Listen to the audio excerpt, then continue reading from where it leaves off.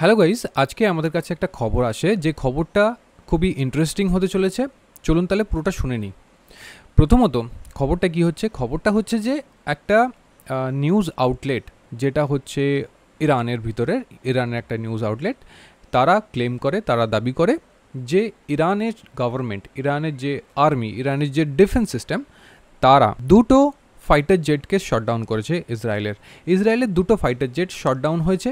এবং সেই দুটো ফাইটার জেট কি, সেই দুটো ফাইটার জেট হচ্ছে F-35, যেটা কিনা fifth generation fighter jet, stealth fighter jet বলা হয়, কারণ এর ক্যাপাসিটি আর এর ক্যাপাবিলিটি অনেক গুণ হাই থাকে বলে। আর আমেরিকার হচ্ছে অ্যাকচুয়ালি F-35 হচ্ছে আমেরিকার একটা কোম্পানি, যার কারণে আমেরিকা বলে থাকে যে যে F-35 যে ফিফথ জেনারেশন যে ফাইটার জেট আছে সেগুলোকে তাকে সহজে শটডাউন করা ইম্পসিবল ব্যাপার, বিশেষ করে যদি সেইটা S-300 হয়। আমরা জানি যে ইরানের কাছে যে ডিফেন্স সিস্টেম আছে সেটা হচ্ছে S-300, যেটা সেই মানে 90 দশকের বলা যেতে পারে, বহু যুগ আগেকার যে সিস্টেম রয়েছে তাদের কাছে, এবং সেটাকে কিছুটা আপগ্রেড করা হয়েছে। কিন্তু তাই বলে সে S-400-এর সমান নয়। S-400-এর সমান নয়, তাহলে সে কি করে একটা ফিফথ জেনারেশন ফাইটার জেটকে, নট একটা শুধু নয়, দুটো ফাইটার জেটকে ডাউন করেছে, শট ডাউন করেছে, এই নিউজটা এসেছে। কিন্তু অন্যদিকে যদি আমরা দেখি ইসরায়েলের কি বক্তব্য, ইসরায়েলের বক্তব্য হচ্ছে যে তারা কিন্তু এই জিনিসটাকে একদম উড়িয়ে দিয়েছে, এই নিউজটাকে তারা বলেছে এটা একদম মানে কি বলবো ফেক নিউজ, এটা একটা মিথ্যে কথা, এরকম কোনো ঘটনা ঘটেনি, কোনো ফাইটার জেটকে ডাউন করেনি। এবং তার সাথে সাথে এখানে যে বলা হচ্ছে যে 2 Israeli pilot now in custody, এরকমও নাকি কোনো রকম ঘটনা ঘটেনি। এখন কে সত্যি বলছে সেটা তো সময়ের ব্যাপার, আর সব কিছু হচ্ছে এখন ডেটার ওপরে চলছে। আগের ভিডিওতে আমি বলছিলাম যে ডেটা ইজ ভেরি ইম্পর্ট্যান্ট, আর যে ডেটার থ্রুতে আমরা যে মানুষের মস্তিষ্ককে, মানুষের চিন্তাভাবনার ওপর প্রভাব ফেলি, সেটা খুবই ইম্পর্ট্যান্ট হয়ে দাঁড়িয়েছে। Third fighter jet downed in Iranian territory, 2 Israeli pilots now in custody, এরকম ধরনের কথা এসেছে। এক জায়গায় বলছে দুটো, এক জায়গায় বলছে তিনটে, যেরকম হচ্ছে তেহরান টাইমস, এটা একটা ইরানের নিউজ আউটলেট, তারা বলছে যে 3খানা ফাইটার জেটকে শটডাউন করা হয়েছে। যদি এরকম আমি আরও নিউজ দেখি তাহলে দেখতে পাবেন যে যে এশিয়ান টাইমসের কি বলছে, ইউরো এশিয়ান টাইমস যেটা আর কি নিউজ পেপার, গ্লোবাল মিডিয়া, সেখানেও বলছে F-35 শটডাউন হয়েছে, হ্যাঁ, যেটা হচ্ছে সেকেন্ড কান্ট্রি টু ডাউন।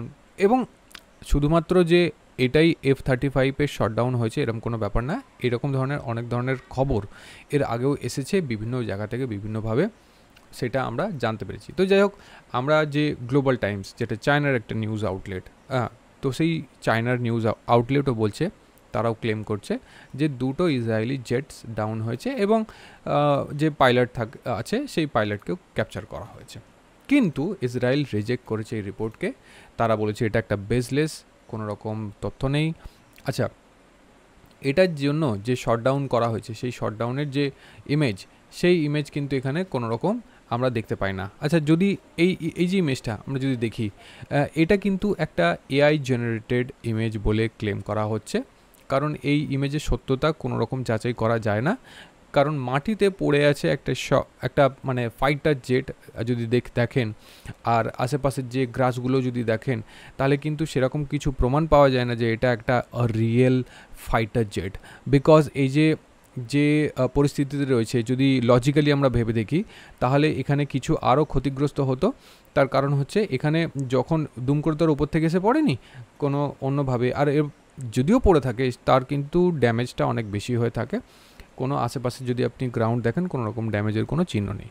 তো এটা হচ্ছে একটা AI জেনারেটেড ইমেজ, আর সেই AI জেনারেটেড ইমেজটা নিয়ে সবাই কি করছে, মিডিয়াতে ছড়াচ্ছে এবং বলছে যে এই ঘটনা ঘটেছে, এটাই এই হচ্ছে সত্যতা। যাই হোক, ছবিটার কোনো সত্যতা নেই এবং ছবিটার সঙ্গে কোনো কিছু ধরাও যায় না, এটা জাস্ট একটা এক্স হ্যান্ডেলে ছড়াচ্ছে, সার্কুলেট করছে এই ধরনের একটা ইমেজ, যেটা আমরা দেখতে পাচ্ছি। কিন্তু যদি F-35-এর হিস্ট্রি দেখি এবং F-35-এর উপরে যে ক্লেম করা হয়, সেই ক্লেমের ভিত্তিতে কতটা যে সম্ভবপর হয়েছে সেটাও মনে করা খুবই দুষ্কর। কিন্তু যদি আমরা একদিকে দেখি 200খানার ওপরে ফাইটার জেট, যা কিনা সরাসরি ইরানের ওপরে যায়, ইরানের এয়ারের যায় এবং এয়ারফিল্ডে গিয়ে সেখানে গিয়ে বিভিন্ন লোকেশানে অ্যাটাক করে, স্ট্রাইক করে। সেক্ষেত্রে যদিও আমরা ভেবে থাকি, আমরা যদি এরকমভাবে ভাবি, তাহলে S-300 থেকে অনেক মিসাইলস যখন সেইগুলোকে টার্গেট করে, কোনো না কোনো মেবি একটা দুটো হিট হয়ে যেতে পারে, কারণ এখানে ফাইটার জেটের সংখ্যা অনেক বেশি ছিল। তাও এই ইমেজটা সত্যতা প্রমাণ করে না। এখন কথা হচ্ছে যে আমাদের ইন্ডিয়ান মিডিয়াও এটা নিয়ে আলোচনা করেছে, কিন্তু ঘটনা হচ্ছে যে এই যে ইসরায়েলের যে অ্যাটাকের পরে ইরান যে অ্যাটাক করে, সেই ইরানের অ্যাটাকগুলো, আচ্ছা ইসরায়েলের অ্যাটাক কোথায় ছিল? ইসরায়েলের অ্যাটাক হচ্ছে টার্গেটেড এরিয়া ছিল, এবং যেগুলো হচ্ছে মেনলি ওদের অ্যাটাকের এরিয়া ছিল হচ্ছে যে নিউক্লিয়ার সাইট। আমেরিকা এবং ইসরায়েল দুজনেই চায় না যে ইরান নিউক্লিয়ার মিসাইল টেস্ট করে, তার কারণ এটা মেবি তাদের জন্য কোনো ক্ষতিকারক কোনো ক্ষতি হতে পারে, তাদের সিকিউরিটি প্রবলেম হতে পারে, তাদের একটা উদ্দেশ্য আছে। আর ইসরায়েলের প্রধান উদ্দেশ্য এখন হচ্ছে যে কোনো প্রকারে সেই নিউক্লিয়ার যে টেস্ট, সেই যে মিসাইল টেস্ট, সেই টেস্টগুলোকে বন্ধ করা, এটাই হচ্ছে লক্ষ্য। তার জন্যই এত কিছু ঘটছে।